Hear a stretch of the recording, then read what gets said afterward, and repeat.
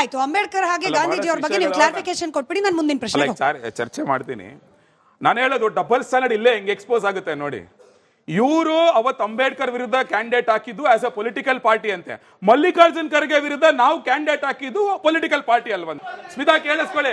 So ಅಲ್ಲೇ double standard clean ಆಗಿ ಬರುತ್ತೆ. ಇವ್ರಿಗೆ ಅಲ್ಲಿ ರಾಜಕೀಯ ಪಕ್ಷದ ಲಾಜಿಕ್, ಇಲ್ಲಿ ಖರ್ಗೆ ವಿರುದ್ಧ ಕ್ಯಾಂಡಿಡೇಟ್ ಹಾಕ್ಬಿಟ್ಟು ಬಿಜೆಪಿ ಉಮೇಶ್ ಜಾಧವ್ ಗೆದ್ಕೊಂಡ್ ಬಂದ್ಬಿಟ್ರು, ಇಲ್ಲಿ ದಲಿತರ ಶೋಷಣೆ ಅಂತೆ ಅಲ್ಲ.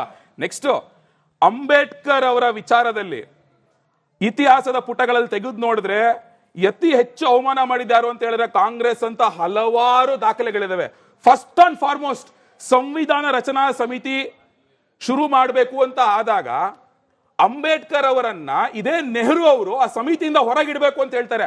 ಮಹಾತ್ಮ ಗಾಂಧಿ ಅವರು ಹೇಳೋದು ಯಾರೋ ಅಂತಾರಾಷ್ಟ್ರೀಯ ವಿಶ್ಲೇಷಕರು ಬೇಡ, ಅಂಬೇಡ್ಕರ್ ಅವರೇ ಇದ್ದಾರೆ, ಅವ್ರನ್ನೇ ಬಳಸ್ಕೊಳ್ಳಿ, ನೀವು ಅವ್ರನ್ನ ಸಮಿತಿಲಿ ಇಟ್ಕೊಳ್ಳಿ ಅಂತ ಹೇಳಿ ಹೊರಗಿಟ್ಟಿದ್ದು ಸಂವಿಧಾನ ರಚನಾ ಸಮಿತಿಯಿಂದ ಇದೇ ನೆಹರು ಅವರು, ಇದೇ ಕಾಂಗ್ರೆಸ್ನವರು. ಆಯ್ತಲ್ಲ, ಇವ್ರು ಯಾವ ಮುಖ ಇಟ್ಕೊಂಡು ಮಾತಾಡ್ತಾರೆ ಇವತ್ತು?